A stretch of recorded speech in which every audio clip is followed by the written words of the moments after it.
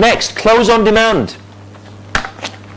What does it mean? Well, I'm sure you know what closing means, but I'll tell you, if you're not a salesperson, closing means to get people to make a decision and move on to the next part of the presentation. To close them is basically they've made a decision to buy the product in some form. That's closing people. How? I will show you in a minute. Only use strong closes when your customer has desire for the product. So remember, we talked about creating desire before. When you have desire, when you've painted the picture, when they show an interest, when they ask any questions, that's the time to close them. A closing question might be, so John and Mary, am I looking at 2 new members today? John and Mary, how would you like to pay, Visa or Access? John and Mary, can you see yourself using this product for you and your company right from now? Those are closing questions, and they say yes, yes and yes, or they'll say no. If they say no, they're not ready yet and need to create more desire. Use open questions, trial closes. Tie downs, tell, show, say, which I'll talk about after this one. Your clients will be fully sold when they start to tell themselves the benefits. People believe what they say. They believe you less than what you say. They'll be fully sold when they tell themselves all the benefits of the product. For example, oh yeah, we can do this. We can use it to do that, and then we can use it to do that. What they're doing is then telling themselves and putting themselves in that ownership picture that they really believe that the product will benefit them. You can only communicate the next benefits once you've covered the first benefit. Don't shoot all up front. Use timing in your presentation. Use it properly, use it wisely. Because if you come to halfway through the presentation, you've got nothing left to show them, but you've got all these facts and figures, you are going to lose the sale because you're going to bore them. Techniques. What kind of techniques do we use? Well, I don't know what kind of audience I've got here, but I presume that some people are in sales already. And some of you may have heard of these techniques. Forgive me if you heard of them. But I've been in sales now for 15 years. And I emphasise that you must do the basics. You've got to get back to the basics. It's amazing how quickly, as a salesperson, you can forget the basics. Even if you think you're really good, your sales will go down, you'll ask someone to listen to you, and 9 times out of 10, people will tell you that you're not asking enough questions. You're boring them. You're telling them too much. And they'll switch off. So, techniques. What's an open question? An open question is a question that requires your customer to answer other than a yes or a no. So they can't say yes or no to the question. Such as, where did you come from today? What motivated you to buy this product today? What features do you like about this product? Why would it benefit you as you or as a company?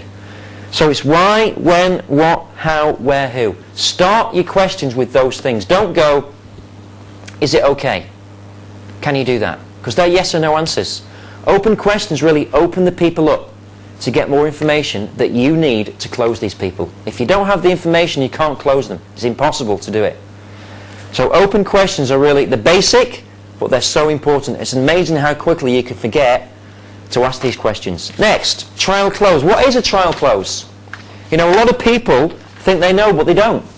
A trial close is an excuse for the customer to make a minor decision. When you first sit down with your customer, you've got to start closing them. For example, would you like tea or coffee? That is a trial close. Would you like sugar or milk? That is a trial close. Because they're making a decision already about what they prefer. Now, I know it's only tea and coffee, but that is irrelevant. Once you get them used to making those decisions, the more decisions they make through the presentation, the closer they will to buy the product. And the closer they are, the easier it will be at the end for you to ask them to buy the product by saying, well, listen, how would you like to pay for this, Visa or Access? Okay, Visa, there you go. If you don't ask them enough questions and they don't make enough decisions through the presentation, and you ask them, well, how would you like to pay, Visa or Access? They'll go, oh, no, we can't possibly buy today. We've got to think about it. There's no way we're buying today. When they say that to you, it means that you have not asked them enough trial closes and you've not created enough desire to buy the product. So trial closers is a question that requires them to answer yes or no, to make a decision about the product. The more decisions they make throughout the presentation, the easier it will be for them to buy at the end. Another technique that you might have seen it, you might not have seen it. It's called tell, show, say. Now the tell, show, say technique is basically a very simple technique. I'll give you an example. Let's imagine that you're reading a newspaper today, okay, and you believe most of it's in the newspaper because it's a newspaper, it must be true. Now if I told you that there was an earthquake in your town this morning, if I told you, you probably wouldn't believe me because first of all you didn't feel anything. So you probably think that I was not really telling the truth. Normally, if I told you there was an earthquake in your town, your belief level would be about 10%. If I got a newspaper out and the headline of the newspaper said earthquake in your town this morning, what do you think is going to happen to your belief level? Of course it's going to go up. And it goes up to about 60 or 70% because you've seen it in a newspaper. Then the next stage of belief, conviction, of what you're doing here is actually getting your customer to say it. Now when they read the newspaper, they say earthquake in the town this morning. What they'll do is, it's the first opportunity they get, they will tell their friends, they will tell their family, they will tell anyone they can because they want to see, oh my God, it's an earthquake. And then everybody in the town will be talking about it. And their belief level goes up and up and up. Even though it may not be true at all, the belief level is at 95%. Now, relating to sales, you've got to show them, you've got to tell them the benefit. This product will save you money. You've got to show them how it saves them money. It saves you, well, it saves you money by, you compare it. If you do it this way, or you do it this way. Now, would you rather use this product and save this much money, or would you rather do what you're doing now? Closing question. Well, we'd rather use this product because it's saving us more money. Exactly. Now, if you don't mind me asking, why would you rather buy this product? Once you ask them why, what they do then is they start to tell themselves the benefits of buying your product. They're selling themselves. And the best salesperson in the world is the one that gets the client to sell themselves on the product. Last technique I want to talk about to you this evening. And I wish I had more time, but basically it's called a high gain question. It's a turbo open question. There are several different types. There are emotional questions, there are speculative questions, there are evaluative questions. The emotional question could be, for example, how would you feel if you never ever had the opportunity to take your children on holiday ever again? This is, of course, if you're selling holidays. It's an emotional question because you're putting a scenario where, gee whiz, we never thought about that. We'd feel really bad. Now, when you ask an emotional question like that, it creates urgency to put the product you're selling on top of the list, on top of their priorities, because people have got priorities all over the place, and yours normally is at the bottom of the list. If you ask questions like this, it gets them to stop, it gets them to think, and they'll shift their eyes. And when they're shifting their eyes, it means they're thinking about their answer. If they think about an answer a question that you ask them, it means that's a really good question because they've never been asked that question before, and they start to think about it more, and it starts to become more important to them. A speculative question is this. It's something that in the future they would think about. So, for example, how would this product benefit you in the next 5 years? In what ways would it benefit you in the next 5 years? Or what 3 ways would it benefit you in the next 5 years? Then, what they're doing is thinking about the future. And obviously you want these people to buy your product today, but you want them also to come back and buy more products and keep using your products in the future. Therefore, it puts them in that situation of thinking about the future and put it as a priority for you. Next is evaluative. This is really analysis. Tell me 3 ways this product would benefit you right now. They think about today. They think about now. They put themselves in the customers. They put themselves in a buying position because they're thinking about the benefits. And they will tell you the benefits. If they don't answer the question, ask the question again. But a little bit more tonality, a little bit more enthusiasm. Please, please, please, please do not answer the question for them, because that is being weak. If you answer the question for them, forget about it. Don't even bother asking the question. If they don't answer, ask the question again and wait for them to answer. Thank you very much for listening. You've been an outstanding audience, and I look forward to your questions. If you want to know more, because I've only had half an hour this evening to tell you very, very important principles, I am doing a seminar on the 21st of July in Penang in Malaysia. It's a one-day seminar. It is absolutely outstanding. We talk about all the techniques. We talk about real-life situations.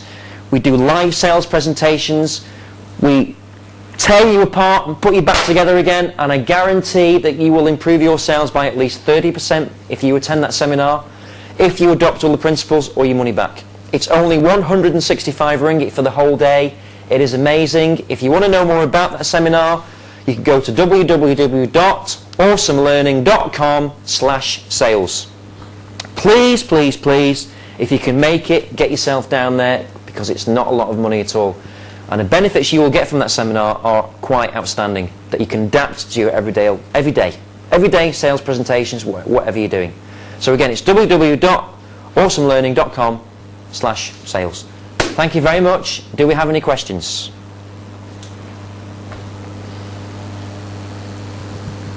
Yes, we have a first question from Lee from Singapore. You talk about using humor in your presentation, but what if I am not naturally gifted at humor? Excellent question. Excellent question. If you're not talented or you're not gifted, I mean, let me ask you a question. I'm sure that you have laughed at something that you've seen in your life. If you're not comfortable by telling jokes, just smile. Go. The smile's a wonderful thing. And once you keep smiling, the people in front of you will start smiling. If you drop down to their level and they're not very happy, then you will drop down to the level and you're not going to achieve much. Keep smiling all the time, even if it's not going well.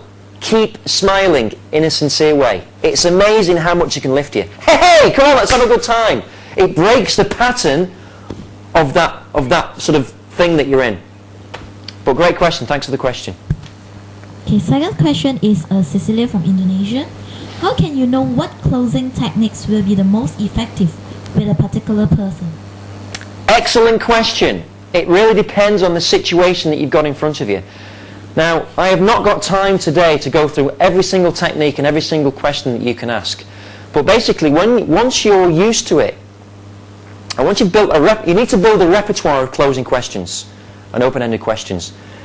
And you'll feel it's the right time to ask it. Remember I said before, you've got to create desire. Once you've got desire, really, any closing question will do then. For example, can you see yourself using this product? Can you see yourself using this product today? It's a very harmless, great closing question when you've built desire. Thank you for the question. Great question. Okay, Ronnie from Singapore. How can one build the rapport when the other party is closed up and it is not open?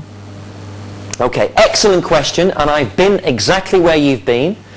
If your customer is not open, you've got a problem. Because if you don't open those people up, they're not going to buy from you. It really is as simple as that. And you know that because you've probably had that before. To open these people up, you've got to ask them open questions. As many open questions as you can, and you've got to ask them strongly. You've got to ask them sincerely, and you've got to ask them with enthusiasm. You've got to be strong and stay strong. Don't come down to the level, stay here. Eventually they will answer your questions. A second tip for you, if you're not getting much joy, it's still difficult, pay them a compliment. Say, oh, that's a really nice tie you wear, where did you get that from? But when you're paying a compliment, be sincere with it. Pay them compliments as much as you can, but don't over compliment them. Pay them compliments. Let them see that you mean what you're saying. Get on their level. Ask them questions about where did you get that tie? That's really nice. Have a look at that. Wow, that's so nice. Get them talking. Build a communication.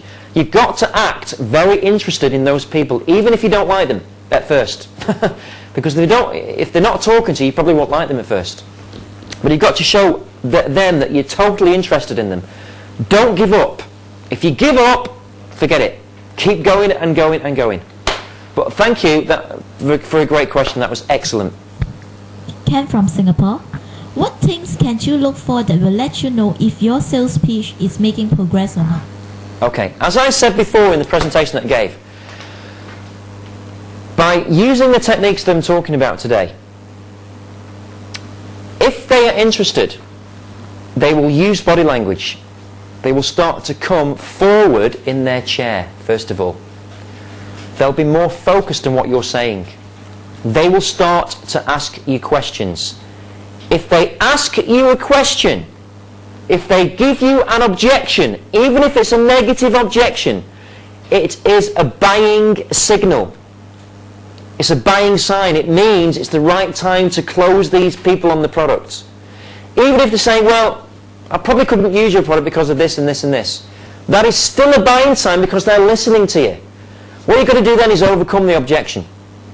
So basically, when they ask you a question, it's a buying sign. If they're like this, they're not interested. You've got to find a way to get them interested. But hey, that was a great question. Thank you very much indeed. Next question. We have a question from Alice from China. What are the most common mistakes people make in sales? Oh, there's so many. Too many to mention, but if I could narrow it down, the most common mistakes, number one is that people give up. They prejudge and believe that people will not buy the product because they're not very nice people. That's the biggest mistake you can make. And I'll tell you something now. A lot of people can get 3 or 4 no's in a presentation. It's the people who get 5, 6, 7, 8 and 9 and 10 no's are the people who are very successful and make a lot of money. And not because they're being unethical, but because they are being persistent, because they know that that person will benefit in the end. The other common mistakes are not asking questions. You've got to ask as many questions as you can to your customers. Do not go, this product does this and this product does this and it's fantastic, because you run out of breath, you'll run out of energy, and you'll get nowhere, and the people will get bored. Ask them questions, sit back and listen to them. That is what you've got to do. But excellent. Use that and you'll be very good. Darren from Malaysia. In what ways do customers reveal their needs? They only reveal their needs if you ask them questions. You've got to ask them questions. Remember the question I asked before. If I gave you $1 million today and you had to spend it on the house of your dreams today, you cannot spend it on anything else, what kind of house would you buy? Where would you have it? What facilities would you have? Blah, blah, blah, blah, blah. The questions you have to ask are where you're going to find out the needs. If you don't ask the questions, you will not find out. Thank you. Okay, we have a question from Rani. What should you do if your customer begins to lose interest? Okay, excellent question again. If they begin to lose interest, obviously you know they're losing interest. You need to break the pattern of the presentation. It probably means that you've been doing too much talking and you've not been asking enough questions. So you stop the presentation and you say to them, listen, I can see you're bored right now, but let me ask you a question. From what you've seen so far, why would you not buy this product? Use reverse psychology. Get them to tell you why they wouldn't buy it. At least they're talking to you and you've got their attention again. And then you can start creating desire and find out where you need to create desire to buy the product. You need to paint the picture, you need to ask them questions. But excellent question, thank you. Brando from Singapore. What are the most effective places for making a sales? That's a good question. What are the most effective places? I presume you mean the best atmosphere, the best environment? To be honest with you, I would say there's no real answer to that because I've made sales outside, inside, in cars, in nightclubs, all over the place. There really is no perfect place, but I suppose what you must have is as less distractions as possible, basically. You need to get their focus and you need to be focused on them. So you need an environment where they can listen to you and that you can listen to them. So think of an environment you can take them. It doesn't have to be an office. Do you know what? The problem with offices is that people feel restricted in offices because it's too businesslike, it's too formal. Most of my biggest deals have come about because I've met people outside and on a social basis, so I've got rapport with them, and then we start talking about it and we start closing the deal that way. That is where people start to make decisions, is when they're having fun and there's no pressure. But great question, thank you. Okay. Marwan from Indonesia. I am new in sales. Can you give me some pointers on how to get started? Be enthusiastic. Don't give up. There is always a way to be successful. Remember, you get more no's, use it as a challenge. Use it as a challenge to really improve yourself. And ask questions. Learn to ask questions. I'll tell you one brief thing before we finish. When you meet someone in a bar, whether it be a girl or a boy, and you really fancy them, you really think they're really attractive, and you're really nervous, and you really want to meet them, and you meet them, and you ask them all these questions, and they ask you all those questions. That's the kind of excitement that you need to build with your customers. So imagine that your customers are really attractive, and you need to get to know them, that they're going to really help you, and focus on them. These are the secrets really to really being successful in sales. Don't give up. Be enthusiastic. Be really passionate about what you're doing. Really passionate. You know, it's all about what you're doing. You've got to succeed. Don't give up. Have drive and persist with what you're doing. Our last question here. What is the best way to improve your skill in sales? Well, tonight I've talked about lots of different ways to improve your skills. But the main thing, the main driving force, and this counts for over 50% of every sale you make, is the enthusiasm that you have about the product and about yourself. In fact, it counts for over 55%. If you have enthusiasm and you have belief in what you're doing, you're over halfway there. So please get that right first, because people will see that you are enthusiastic, and they see that you believe in the product. And if you believe in the product, then those people will start to see that you care about them because you think it will benefit them. That's the main driving force. But a good question. But there's lots of other things as well that we've also talked about.